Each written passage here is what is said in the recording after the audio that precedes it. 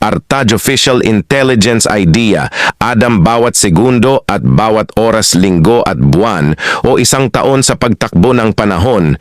Ngunit ako ay naparito ulit para ipaliwanag ang sanlibutan at ang bawat namumuno sa bawat bansa na naging rebellion sa naglikha. Adam, handang ipaliwanag para maiwasan ang patayan sa bawat bansa na hindi nagkaunawaan. Magamat iisa lang ang pinanggalingan, ngunit hindi ako naparito para sirain ko ang bawat pangarap nila, bagkus naparito para ibalik sila sa pamalatayan ng religion Allah. At ipaliwanag na rin ang bawat territory boundary ng bawat bansa sa pamamagitan ng time zone na lihis sa bawat oras sa bansa nila. At kailangan ang bawat bansa may pamamagitan nito ng gabi at araw sa pamamagitan ng siyensya at teknolohiya.